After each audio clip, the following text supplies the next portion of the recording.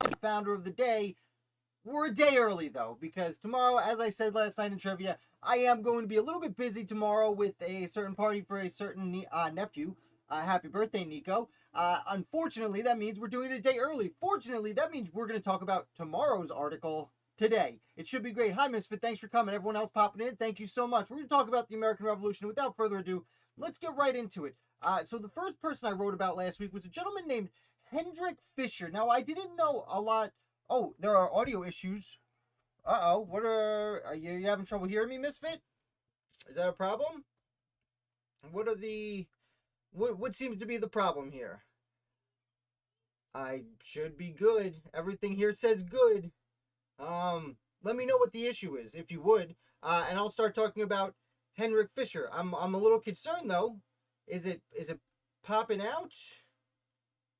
Everything's the same as yesterday, I assure you. And it went just fine yesterday. Let me see here. It's okay? Okay, great. Thank you for letting me know, Matt. I will adjust this. I'm a little far away from my microphone. Maybe that was it. I'll talk a little closer. Anyway, now that that's done, thank you guys for letting me know. I surely want to keep everything good. You'd think I'd figure this out by now. Literally, I changed nothing from yesterday. All right, so let's get into it. Let's talk about Hendrick Fisher, who's one of the elder statesmen of New Jersey, as far as I'm concerned, when it comes to the American Revolution. See, Hendrick Fisher is one of the only people I've ever written about that was actually born in the 1600s. He was about, we're not exactly sure because he was born in Germany, but he was about 10 to 15 years older than Benjamin Franklin. So he was a very old revolutionary. Okay, thank you, Miss, for letting me know. So Hendrick Fisher was born in the 1600s. He comes over as a child to New Jersey. And while he's here, he's actually interesting because he participates in the First Great Awakening. He comes of age just as the First Great Awakening's happening. And I don't talk a lot about the Great Awakenings, but the First Great Awakening was happening in the 1720s into the 1730s and even into the 1740s. And Hendrick Fisher gets a mentor. And his mentor's name is Theodorus Jacobus Frelinghuysen, I believe is how it's pronounced. He was a Dutch Reformed Church pastor who was really not one of the leading Great Awakening sermon givers, pastors in the colonies, but he was the leading one in central New Jersey, which was important because, well, today's hero, Fisher, grew up in New Jersey and came of age there, as I said, was mentored by Frelinghuysen. And during this time, he became what was known as a helper.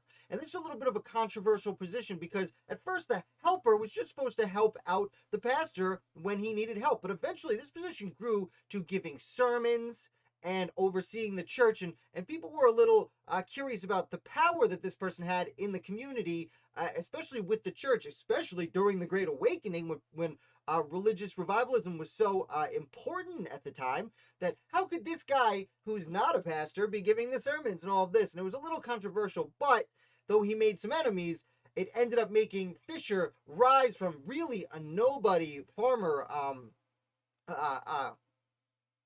artisan in his community to one of the most powerful men in New Jersey. Eventually, he's elected in the 1740s to the Colonial Assembly. However, there was a little bit of a misunderstanding about exactly when he became a naturalized citizen, and he is not allowed to take his seat, though 5 years later, he is cleared as a naturalized citizen, and what do you know? He becomes a member of the Colonial Assembly, and this is in the 1740s, and he would be in the Colonial Assembly all the way through till it becomes a state assembly. Actually, where I came up upon Fisher's name is he was a delegate from New Jersey to the Stamp Act Congress in 1765, which we know was an early part of the grievance filings against Great Britain a decade before the war actually broke out. He goes back to New Jersey. He becomes one of the most important people in the Jersey Colonial Assembly. He gets appointed to the local committee of correspondence.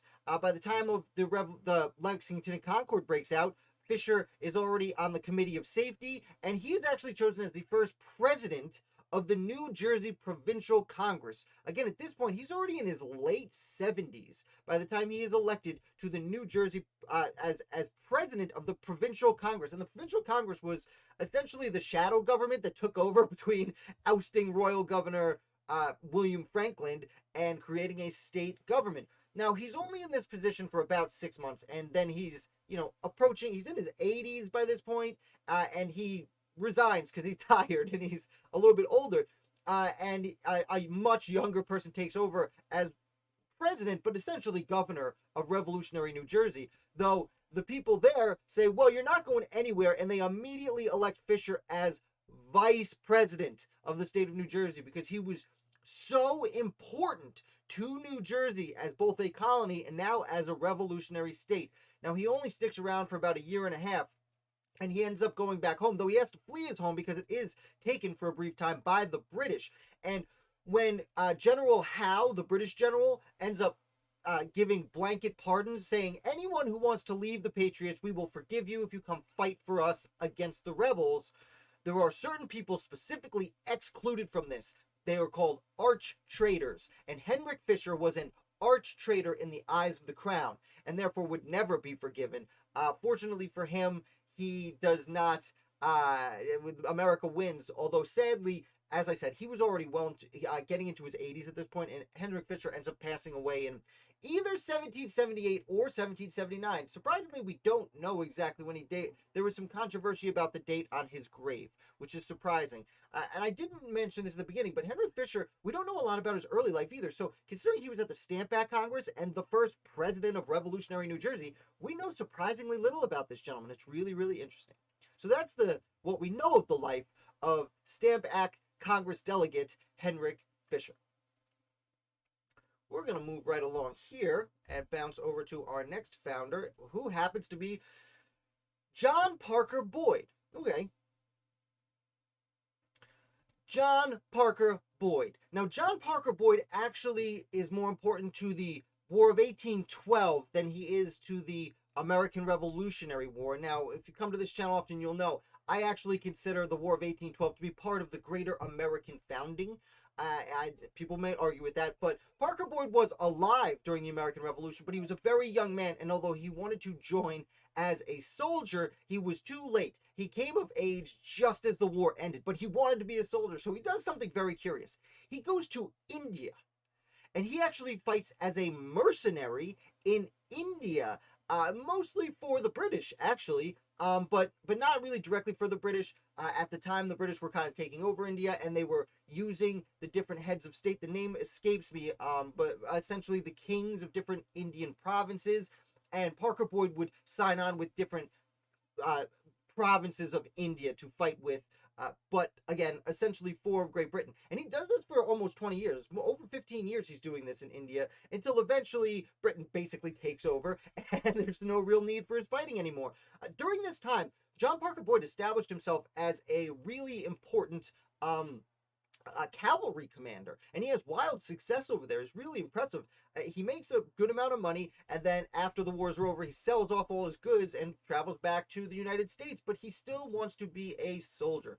So he gets back, and he goes to the American government and says, hey, I heard you started an army while I was gone, back when John Adams was here. And this is during the Thomas Jefferson administration, just about the time James Madison is going to become president, is when Parker Boyd returns, having missed all of Washington and Adams and the majority of Jefferson. And he comes back and he says, okay, I'm ready to fight. You need me? And they're like, yeah, we got some troubles in the Northwest with Tecumseh. And I don't talk about Tecumseh enough on this channel, but we have spoken recently about William Henry Harrison, who was fighting Tecumseh, and Boyd would go join him and actually become an aide-de-camp to William Henry Harrison, essentially the number 2 at the Battle of Tippecanoe, which we know later on would be the slogan for Harrison's presidential campaign, Tippecanoe and Tyler too. This was Tippecanoe and John Parker Boyd, and Boyd did very well there. Not long after this, the War of 1812 breaks out. Like a few months later, the War of 1812 breaks out.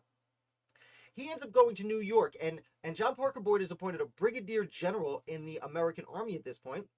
He goes over to New York. He has great success fighting on Lake George. Again, really earning his stripes here as a commander. And then something a little unfortunate happens. See, John Parker Boyd was not the ranking commander in New York during the War of 1812, but James Wilkinson, who is kind of an anti-hero in American history, and we've talked about him before. He was a secret agent for the Spanish and also the commander of the the American Army. but he is leading the War of 1812, and he falls ill and cannot command. And then Morgan Lewis, who was another major general in the American army, unfortunately, there is some troop movements, and he goes to another part of New York. And suddenly, out of nowhere, John Parker Boyd finds himself in charge of this section of the American army, essentially an army of his own. But then he attends the Battle of Crysler's Farm, and he was not prepared for this. He was not prepared to take the lead. His men were not trained well enough, which arguably could be his fault, arguably couldn't be his fault. We will get into that in a second. But he goes to the Battle of Crysler's Farm, where he outnumbers the British 3-1 and suffers a horrible defeat.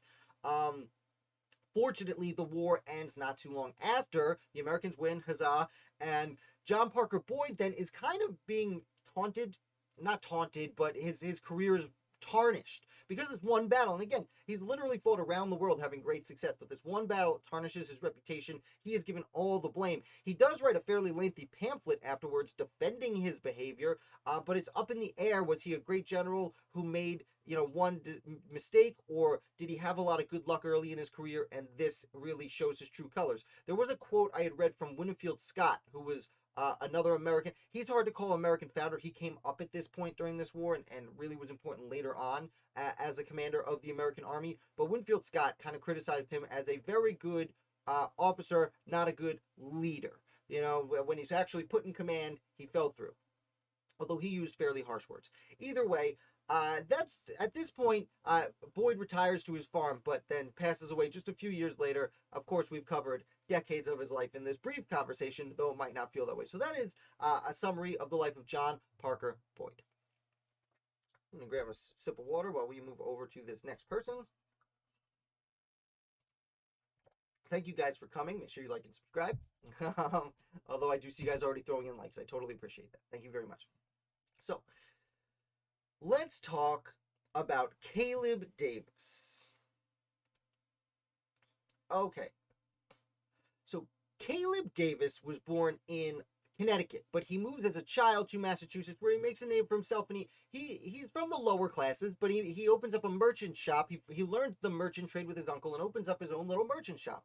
And he grows this through it leading up to the American Revolutionary War, and he makes a good amount of money. And through the war, and we'll get there, he ends up becoming very successful, buying boats and trading worldwide, really on his own power. But when the war breaks out, he's already a member of the local Committee of Correspondence. And Davis goes on to he's one of the original, I think it was 68 people in Massachusetts who were selected after the First Continental Congress. There was the Continental Association that agreed to a boycott of British goods, and each colony went their own way about enforcing the boycott on British goods. And Caleb Davis was one of the group of 68 or so people in Massachusetts selected to enforce the boycott of British goods. So they would be checking ships, so to speak, and seeing what came off and making sure people weren't buying British goods because, hey, this is America. Now, about this time, this is a little bit of a side I found out about Caleb Davis. He was one of the first people to suspect Dr. Benjamin Church in 1775, right as the Battle of Lexington and Concord is happening.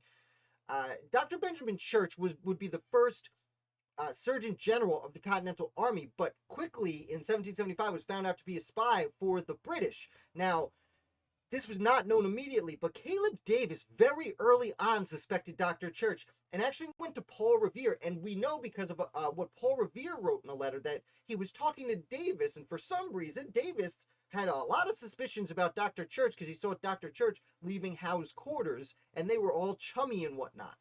Which is interesting. It's also interesting because Davis himself was going to talk to Howe in the quarters, but there was some about that conversation he didn't like, and he ended up being right, which is very interesting. Now, Davis, as soon as independence is declared, there's every state has a new election and people are elected, and Davis is elected to the Massachusetts House of Assembly, and he would spend the majority of the next 15 years, well, I should say the next decade, in the Massachusetts House of Assembly, and he's even Speaker of the House for a little bit.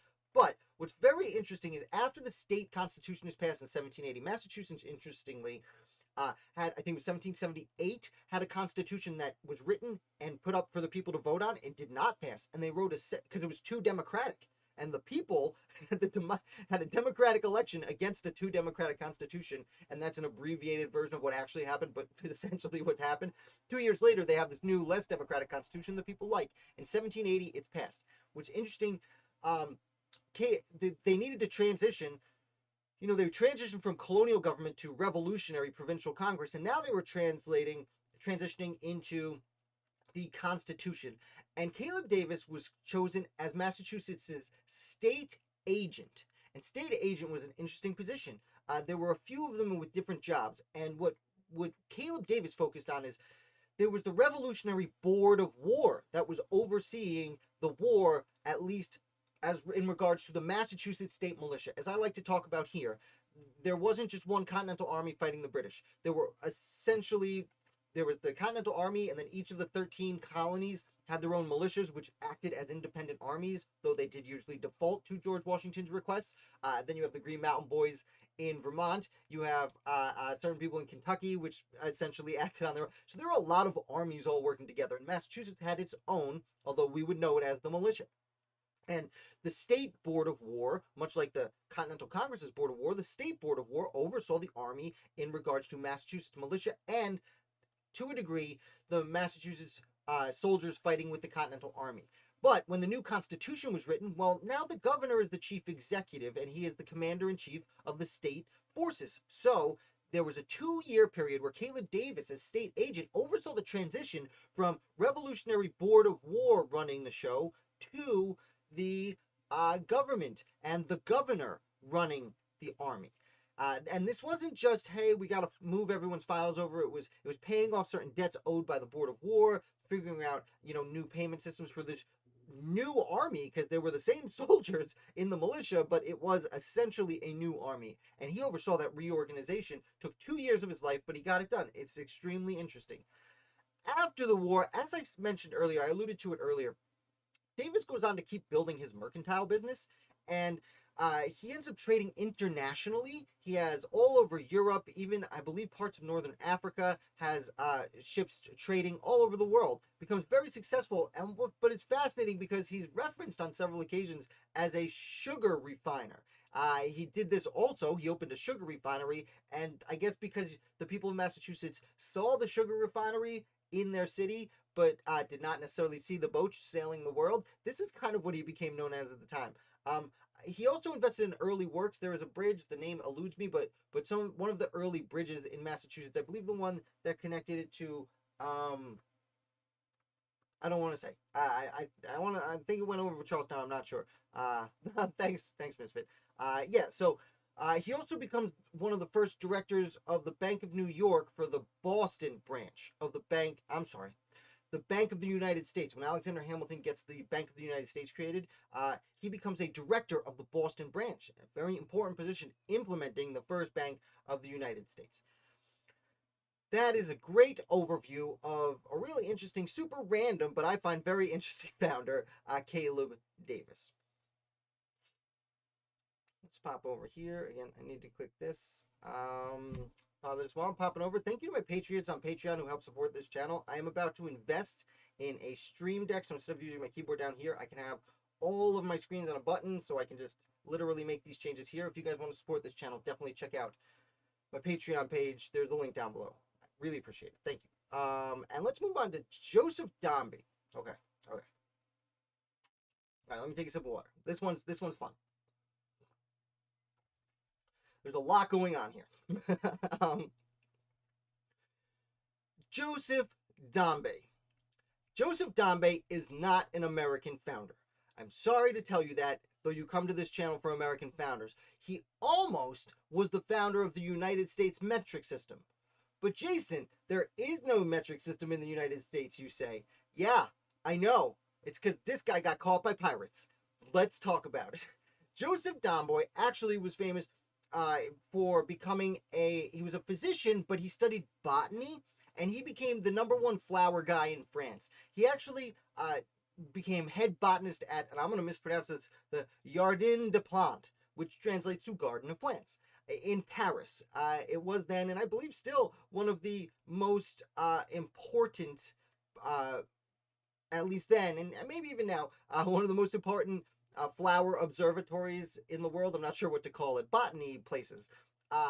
He was a leading authority on vegetation, not just in France, but in the world. And then something interesting happens. Spain sends an expedition to South America, and it's called the Botanical Expedition to the Viceroyalty of Peru.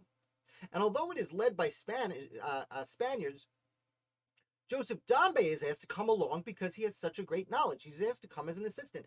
He would spend like the next 15 years in South America, and I'm going to breeze past this to get to the American part because I know that's why you're here.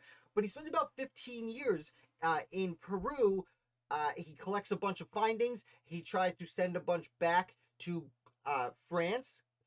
Thousands of species of plants he tries to send to France. It is captured by the British, and the British send it to Britain, where his findings are still in the British Museum, which I understand it's still called the British Museum. So the British in the 1780s captured a ship of this guy's findings, and they still have it on display in Great Britain, which I think is just a huge, a really hilarious kind of finger pointing, screw you from the British to the French.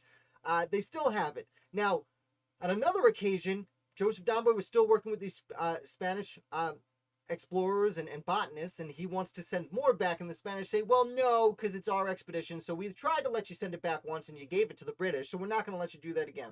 It's okay, he keeps working, and eventually he ends up going over to Chile, where, I hope I pronounce this right, he goes to the city of Concepcion, which, while he's there, there is a breakout of cholera, and as a physician, as one of the few European physicians in colonial Chile, he is actually asked to take control of the situation. I saw him called physician-in-chief, but I couldn't confirm that that was actually the title given to him.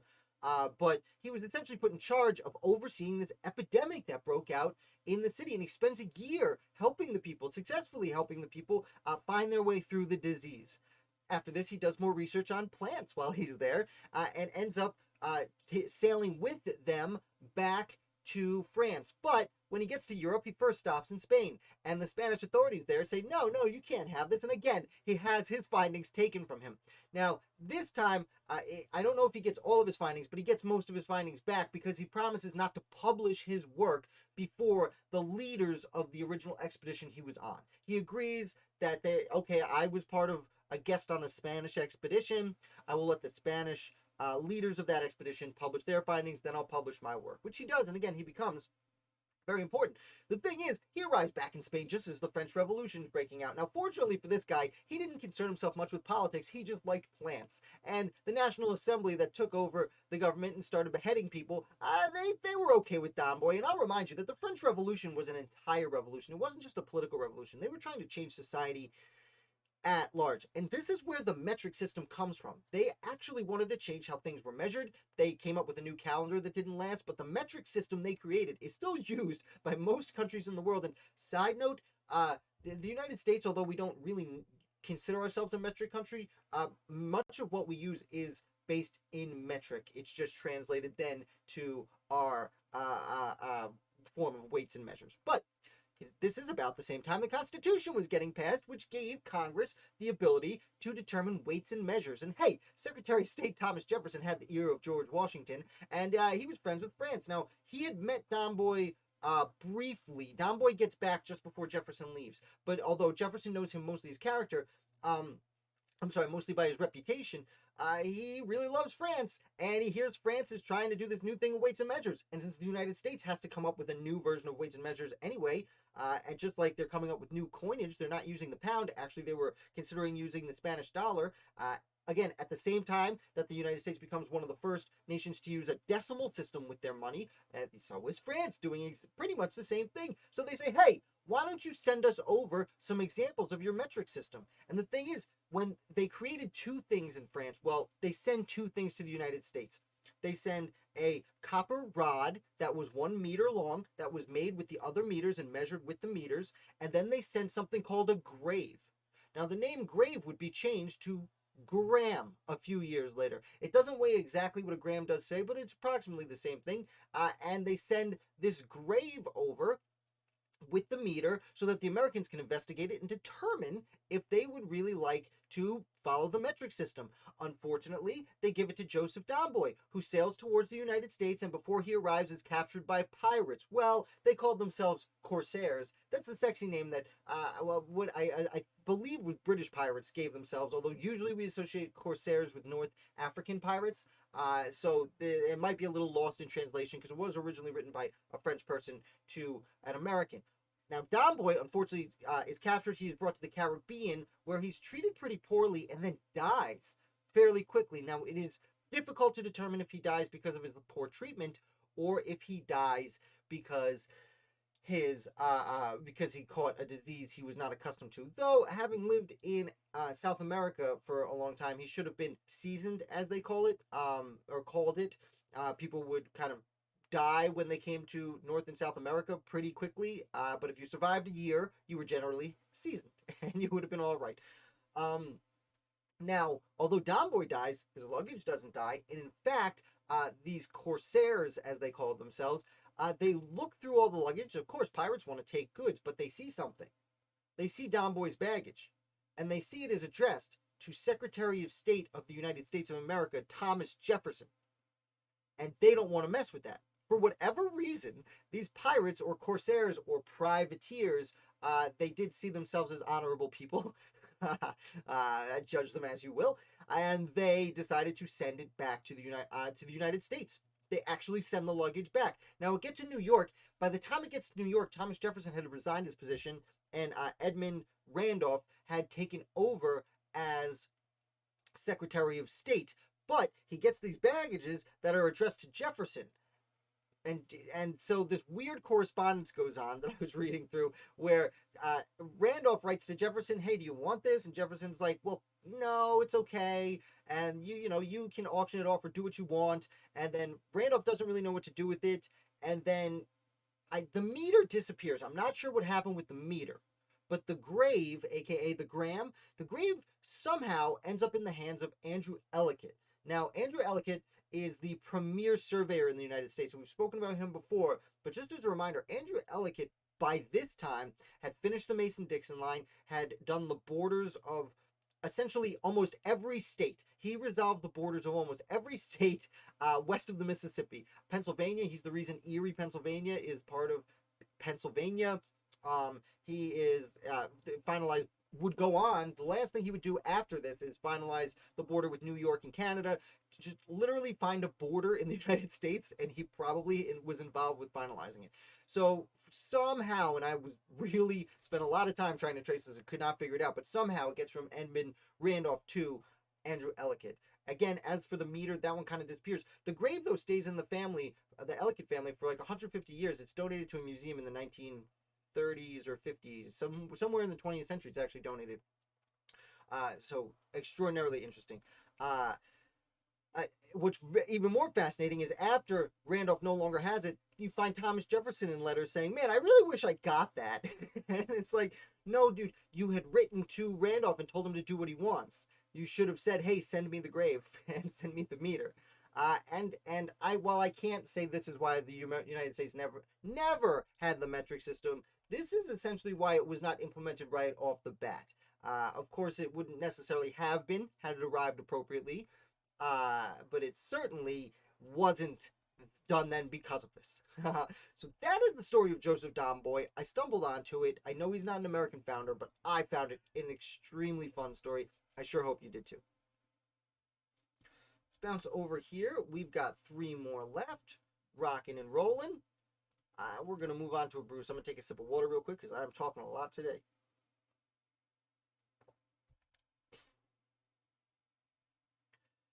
Ooh, okay. Brutus 12. Brutus number 12 is the 12th Brutus essay I have read and reviewed. As I was talking with Misfit while I was doing it on Discord, it is a really hard one to get through. It is all over the place. Brutus, who was probably Robert Yates, kind of lost his train of thought a little bit. It's really hard to get through. I know 1800s, 18th century language is a little bit difficult to read in the first place, but this one's tough. He is all over the place. Now, he's again for the second week in a row, or second paper in a row, I should say, is talking about the Supreme Court and its power. And he's again talking about how the Supreme Court not only has to say whether laws are constitutional as written in the Constitution, but they also have the ability to determine based on the spirit of the Constitution. And it gives them a lot of open-ended power, especially for people who don't have term limits and for people who have no oversight. There, no one can veto the decisions of the Supreme Court. Again, this is mostly what he had talked about in paper number 11, but he reiterates this, and he says he's going to prove how it happens. Now, he doesn't really do that. Again, it's all over the place. And I try and give him the benefit of the doubt. Personally, when I was reading it, he did not really verify it for me, but he did talk about something interesting. He essentially talked about the states being in the way, because if the spirit of the Constitution that they are discussing really should be found in the preamble. The preamble of the Constitution says, this is what we're trying to do here. And if it's up to the justices of the Supreme Court to determine if the laws are within the spirit of the Constitution, then we really need to focus on the preamble to talk about what that spirit is. He talks about, he always ends up finalizing saying that the states are going to be in the way of this. For example, he talks about the desire to form a perfect union. Well, a perfect union doesn't have separate state governments. A perfect union is united under one government, isn't it? Which is a fairly logical conclusion.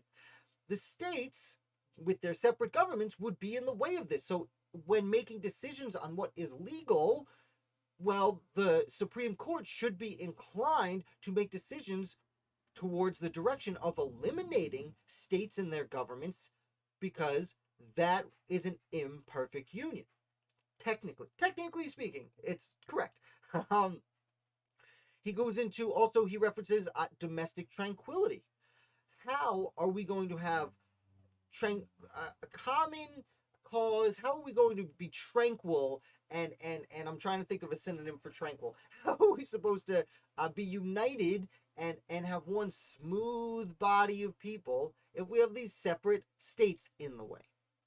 So that is essentially the heart of the rather confusing and fairly poorly written essay, Brutus essay number 11. I know I went through it very quickly, but he uses a lot of words in this one to say very little. So I'm sorry this is a little bit briefer than most of the Brutuses. Maybe next week it'll be a little bit longer. We will see. Thank you for listening. Let's move on to our next founder. Sorry, I feel like I'm skipping out on you guys for Brutus this week, but honestly, I feel like Brutus skipped out on us. I'll be honest with you. Sorry, Brutus. I've really enjoyed reading the articles of Brutus. I really have. He's made really fascinating arguments against the United States Constitution. This one was not one of those arguments. He's 11 for 12. I mean, that's over 90%. So he's doing a good job. I'm going to take another quick sip of water. We are ahead by a day today. We are going to talk about John Collins now. John Collins. Who was he? Oh, Rhode Island. Okay, sorry, guys. Okay, let me clear my head. John Collins. John Collins was from Rhode Island, and in 1776, he was really given his... One more time. John Collins of Rhode Island. John Collins, just before the Revolutionary War, was elected to Rhode Island's Colonial Assembly, and then to the Provincial Revolutionary Assembly. And in 1776, he is sent by Rhode Island to go speak with George Washington. And he speaks with Washington about the best ways to defend Rhode Island from the British. And Washington basically says, Collins, go tell Rhode Island to do this, in his very polite George Washington way. And John Collins goes back and not only tells Rhode Island, but helps to set Rhode Island up for its defenses in the fashion that George Washington desired. Now, this was great, and people liked him, and he ends up going to the Continental Congress. He's actually sent to the Continental Congress twice over the years, though unfortunately for him, doesn't sign any of the fun documents. But he does go, he does participate. And then he comes back to Rhode Island, and he becomes such an important politician in Rhode Island that in 1786, he is elected as governor of Rhode Island. His term as governor is very interesting. First of all, In 1786, you have Shays' Rebellion breaking out in Massachusetts. You have the paper money riots we talked about breaking out for the same reason. Many of these former soldiers were coming back. The states were flat broke because all the gold and silver was being sent overseas. So the people wanted a paper currency to help them have, like, literally have money in the state.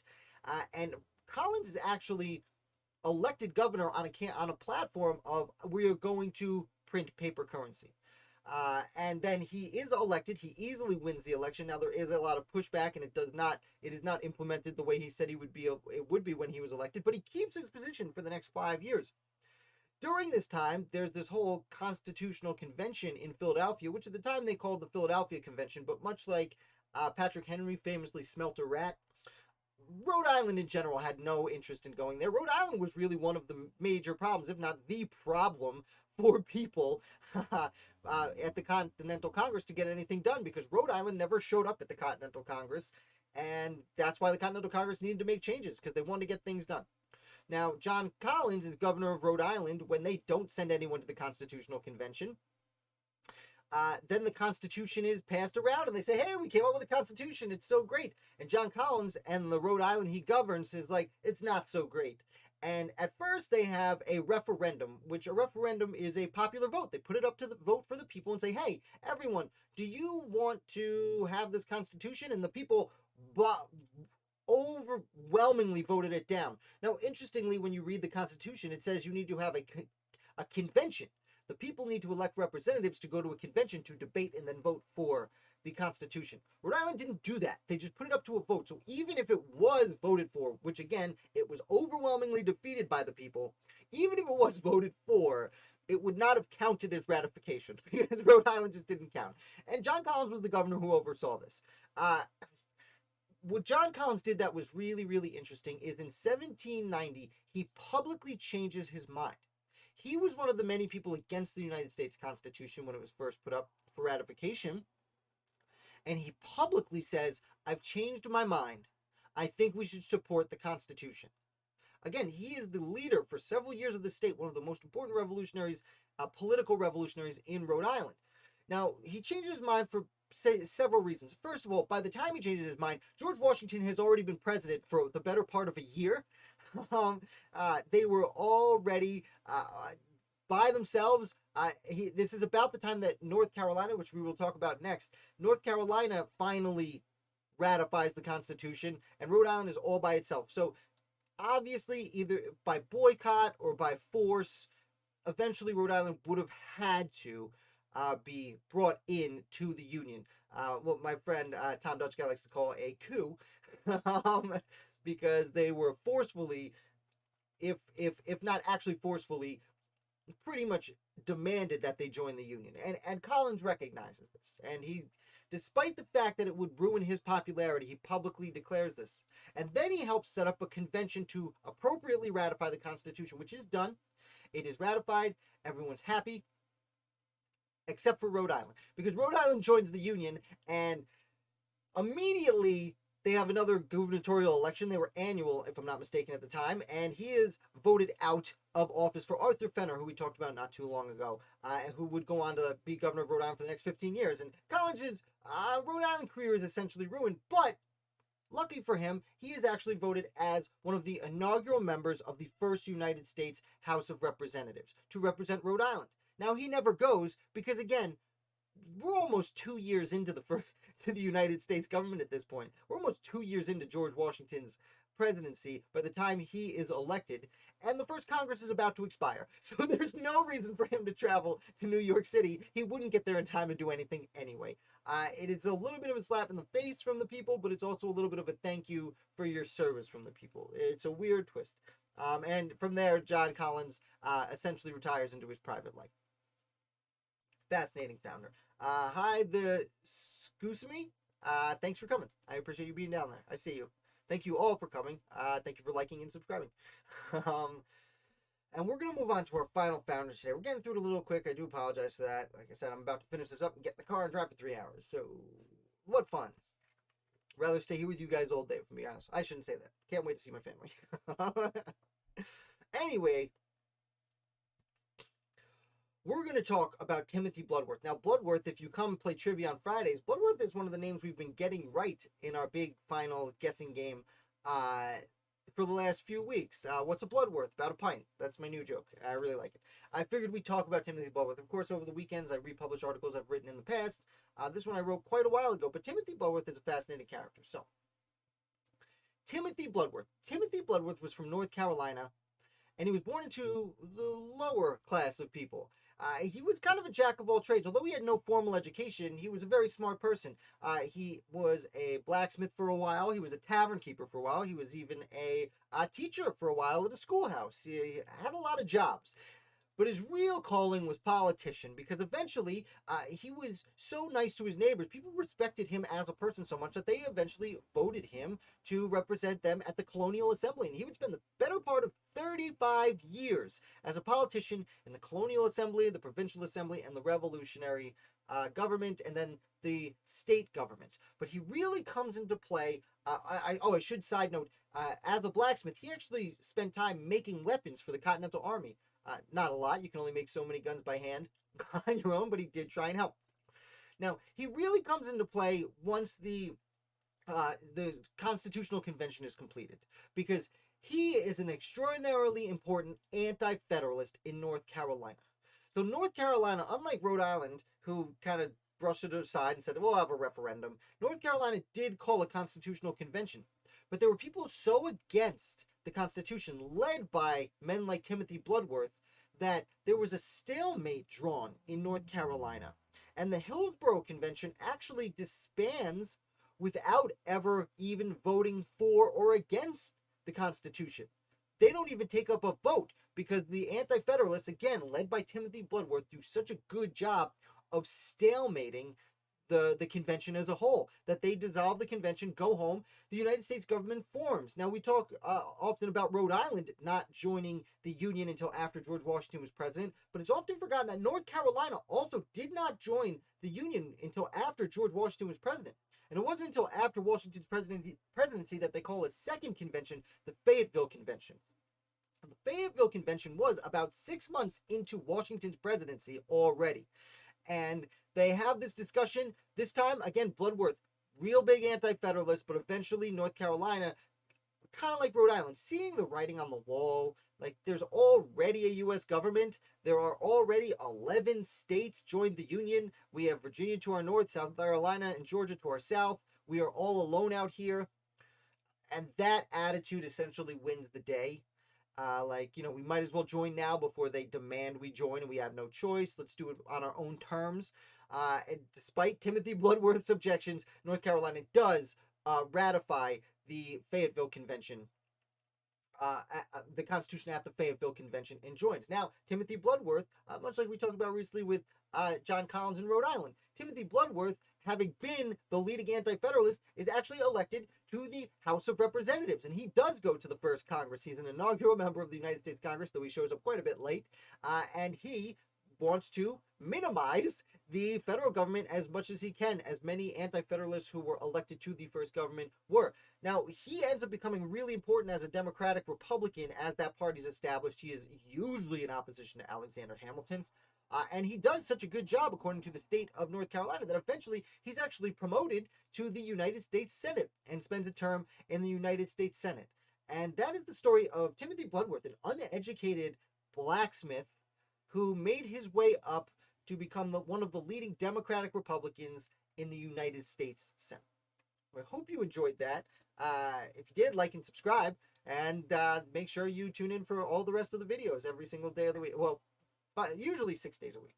Unfortunately, like I said, tomorrow no video. Sorry, it's today. Thank you guys for coming, though. I did want to note one thing I remembered as I was saying that last one. Going back to Rhode Island a little bit. Just to clarify, they had the referendum in Rhode Island that wouldn't have counted anyway, and the people voted it down. Then they had a convention in March of 1789. No, I'm sorry, 1790, that the first convention they had voted it down, much like North Carolina. Then they had a second convention in May that approved the government. But the vote to approve the government in Rhode Island was a vote of 34 to 32. which means if one person who voted for changed their minds, it would have been a draw. Now, I'm thinking about off the top of my head, I'm wondering if the president of the convention would have had to been the tiebreaker, and that president probably would have been John Collins. I will look into that and let you guys know for sure, because that is a very interesting thing that just occurred to me. But if two people change their vote, then no way. Then Rhode Island doesn't join. And a lot of the votes were extremely close. New Hampshire's, I'm sorry, North Carolina's, I believe, was also extremely close. So if you guys have any questions, of course, let me know. Now's a great time to do so. You can always contact me at any of the things down below. A bunch of great interviews coming up next week. I'm very excited for a few old guests coming back. I think I've corrected my sound issues. Again, I am mortified by that. I do apologize. Especially that Jane Calvert interview. It's the best. I think the best interview I've done from my perspective. And let me know if you like the interviews. The way I've been trying to do them now recently is have more of a laid back conversation with the person instead of just in more of a chat than an interview, so to speak. So let me know what you think about that. This one did go a little bit quick. I was very excited to get through them. Of course, Brutus was shorter than Brutus usually is, which doesn't help. And again, if you didn't see this whole thing, I do put this out. I do cut these into clips now that I put out throughout the week. So check that out if you wish. I will go, if you missed anything, you can now see them in clips. I basically cut it into 7 pieces, put one out every day of the week. The Brutus ones I'm holding on to. I'm going to release all the Brutus ones at the end once I get through. I think it should be about another month when we'll finish Brutus. And then I will release them all as kind of a series, so to speak, in their own. Even though they are just essentially these speeches done over again. So thank you guys so much for watching. I am going to go. You are amazing. Like and subscribe. And I will be back on Monday with just more founders. It's going to be a lot of fun. So thank you. The weekly wrap-up is Round Bottom, which I know people don't. I should probably elaborate. Round Bottom was a piece of land that George Washington sold to another gentleman who was a founder of the day, whose name escapes me because he was really, really random. And I believe it was Matt and TJ really liked it. So we kept it there. Almost a year ago, guys. That was almost a year ago. So thank you again for watching. I will be back on Monday. Round Bottom.